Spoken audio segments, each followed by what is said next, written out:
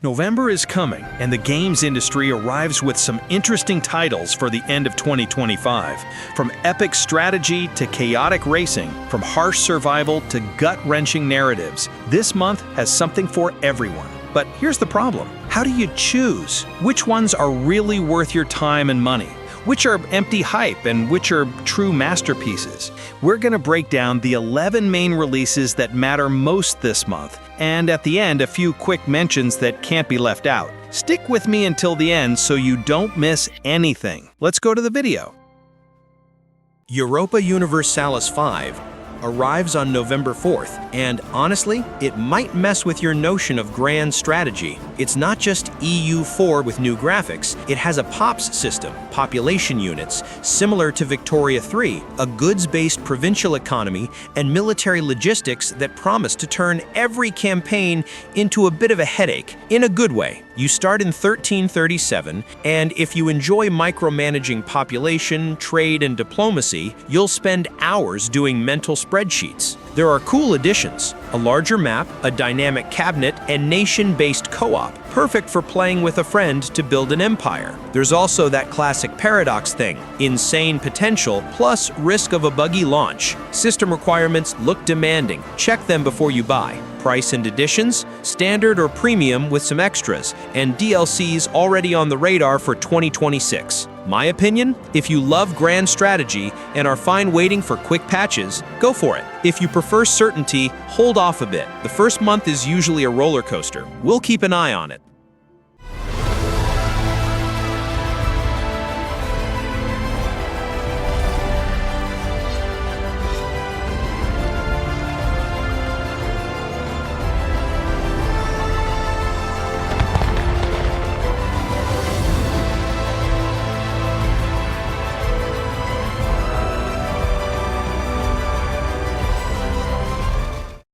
Call of Duty Black Ops 7.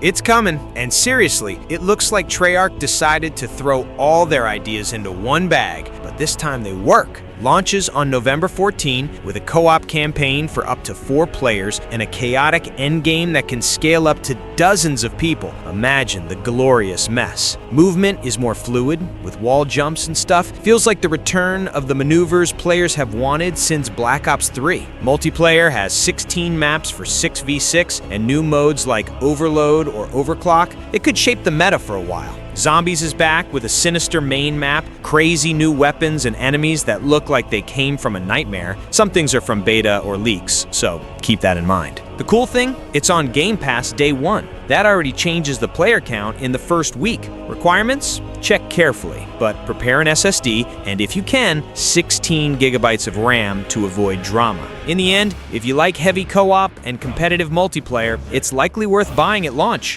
What about you? Are you diving into Black Ops 7 right away, or waiting for the reviews?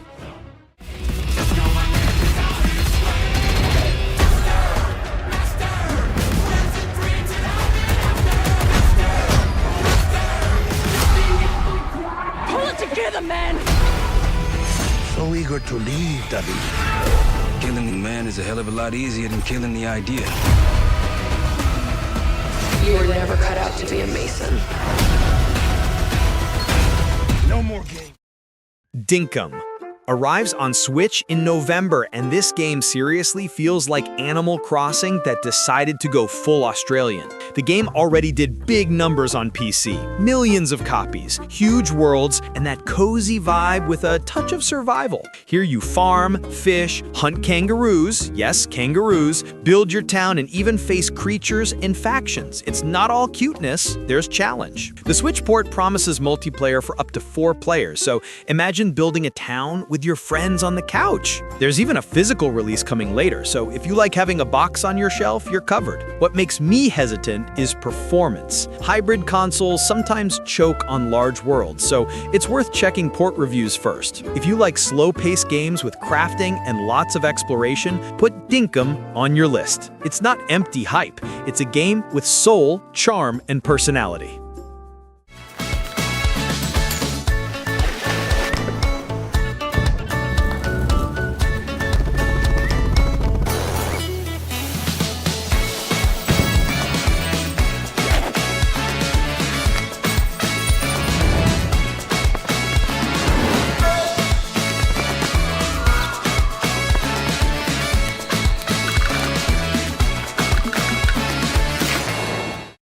Moonlighter 2: The Endless Vault.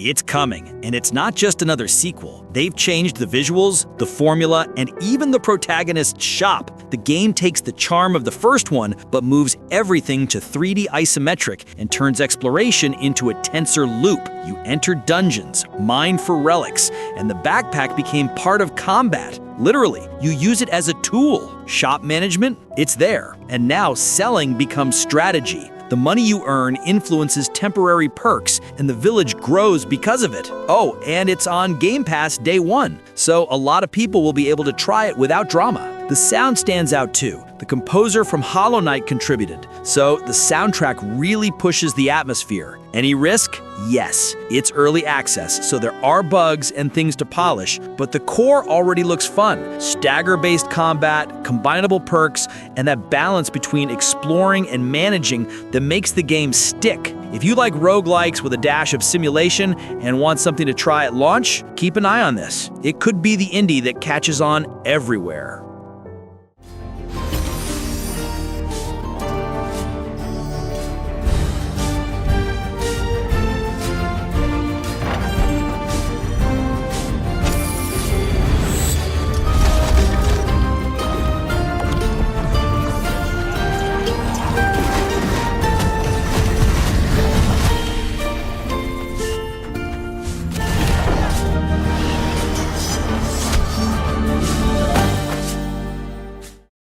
Anno 117. Pax Romana. Almost out. And seriously, this could be the reset the series needed. Imagine, you as a Roman governor, building cities, choosing gods, and even deciding whether to Romanize the Celts or respect the local culture. There are modular ships where you build the boat you want. Speed, cannons, or cargo space. Super practical. The needs system is now flexible. You don't have to supply everything, just reach thresholds per category, meaning you can progress without becoming a slave to trade routes. And research is back, a discovery tree covering economy, civics, and war. There's land combat, legionaries, cavalry, catapults, and troop morale. Yes, your units can panic. Visually, it's impressive. More detailed cities, diagonal roads, and dynamic weather in Albion. Problems? The UI has received criticism and the demo had some performance drops. But if you like city builders with more choice and less ceremony, Anno 117 could very well be the right buy at launch. Build according to Roman traditions.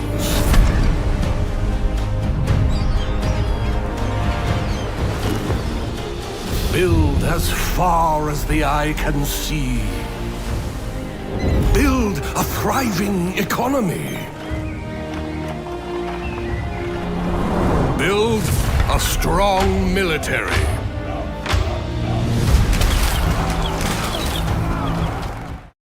Kirby Air Riders. It seems to have that absurd charm that surprises even non-purists. The idea of turning races into aerial battles worked on the GameCube, and from what's shown, now it's bigger and cheesier in a good way. Skya, the giant city trial, promises random moments that can change the match in seconds. 1 minute you're collecting power-ups, the next you're being hunted by a boss. The game is accessible. Simple controls, a boost that's satisfying to use, and specials that change the feel of matches. But there's depth if you want to compete seriously. Multiplayer with plenty of people online and split screen to mess around with friends only increases the appeal. There are a few things that make me hesitant, like relying too much on one big map and the price they're charging. But if you grew up with Air Ride and like well-made chaos, you'll hardly resist. It's not perfect, but it has everything to become that game you play late into the night and challenge your friends to rematches.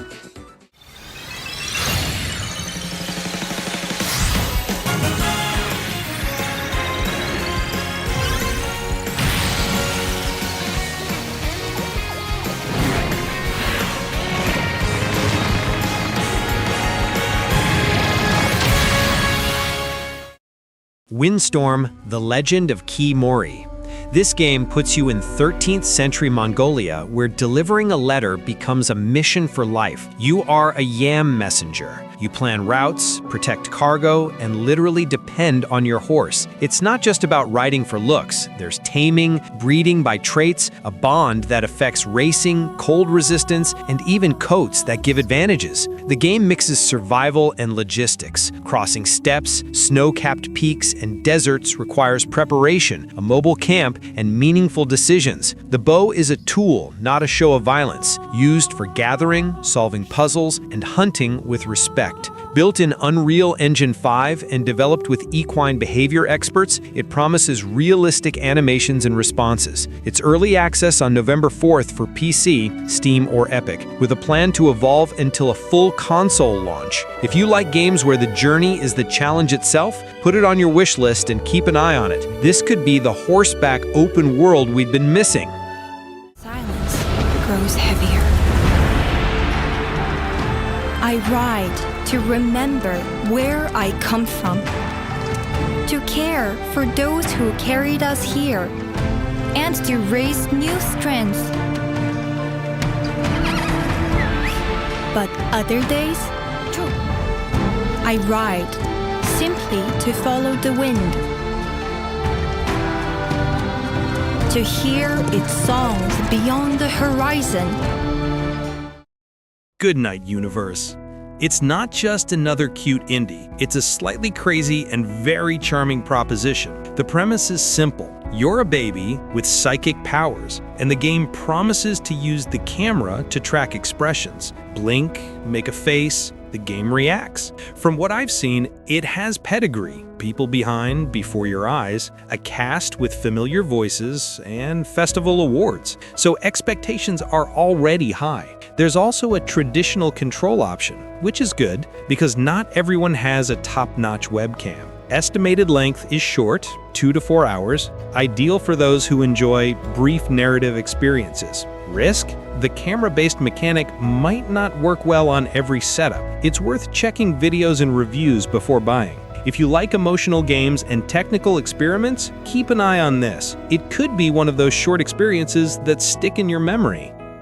Smarter than any baby was meant to be. But trapped in my stupid little body, I had no way to show them who I was inside. Like perfect little guy. And then, the next time I blinked, I was free.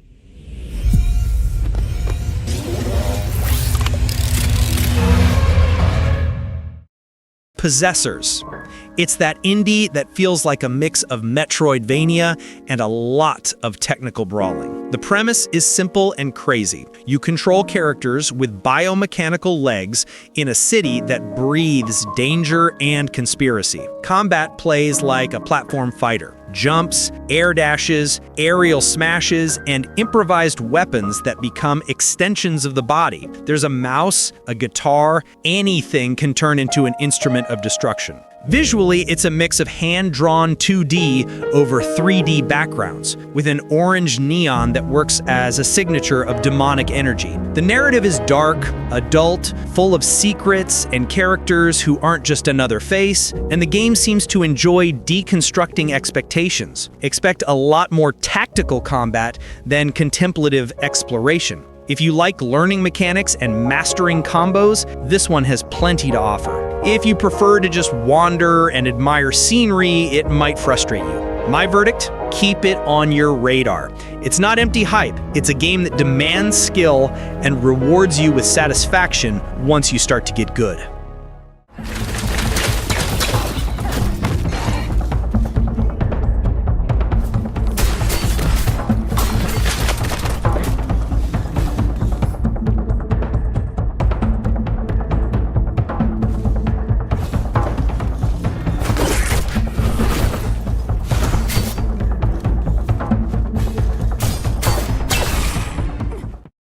Winter Burrow. When was the last time you felt tiny and important at the same time? In Winter Burrow, you play a mouse who returns to their childhood burrow and finds everything in ruins, and an ant gone missing. Release November 12th, 2025 on PC, Xbox, and Switch, and it's day one on Game Pass. The game blends that squeeze of survival, hunger, cold, health, with a cozy pace like Animal Crossing meets Don't Starve. The cold matters. Going out at night can knock you out, but it's not punitive. You wake up in the burrow and try again, leaving only some items behind. Like exploring, footprints in the snow help you avoid getting lost. Knitting sweaters, growing mushrooms, and decorating the burrow are real rewards. The art resembles illustrated books, think Mouse Guard, and the sound makes you notice even the click of tiny paws. There's been a demo on Steam since 2024, worth checking out. If you like games that mix care and risk in a beautiful, cold landscape, add it to your wishlist. And tell me, would you play it on Game Pass? No matter what it takes, and no matter how hard it gets, I will fight and find meaning and beauty out here. Some will say that in the dead of winter, a small city mouse doesn't stand a chance. Maybe so, but I must keep believing. The Berlin apartment. Imagine opening the door to an apartment and instead of dust, finding 120 years of stories. The Berlin apartment is that. Every object tells a life. You're not out hunting bosses. You rummage through drawers, find letters, tapes, and memories that piece together an emotional puzzle. The game is first person and leans into pure exploration. Don't expect complicated puzzles. The joy comes from discovering how the space changes over time. 1933, the post-war years, the 1960s, and even 1989, with the fall of the wall appearing in small details. The aesthetic resembles colorful comics, but the weight of the stories is very real. There's a demo on Steam, and players who tried it are praising the strange, beautiful feeling it leaves. If you like narrative experiences like Edith Finch, keep an eye on this. It's not just nostalgia, it's memory, politics, people who lived there. You can feel the apartment as a character, a game for those who prefer thinking over shooting. And honestly, that's enough for me to want to play it when it comes out. They ordered food and tried to keep things tidy. They collected all sorts of useless stuff. Just like you do. And of course, they found hidden treasures.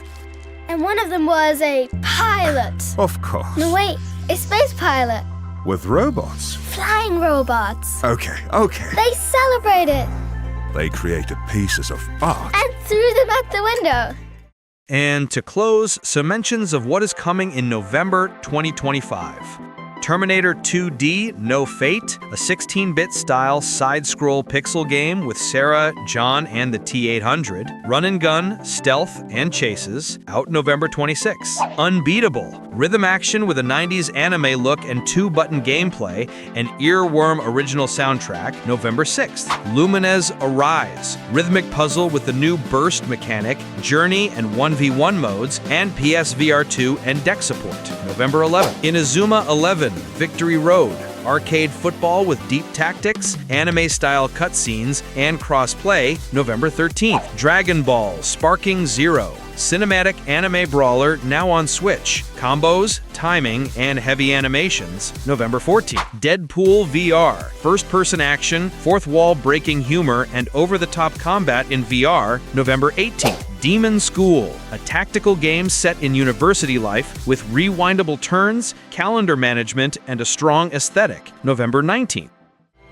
We've reached the end of the video, so which of these are you already in line to play? Comment below. I want to know what people are choosing. And if this video added value, don't forget to like and subscribe to the channel. It really helps. That's it. See you next time. I'm out.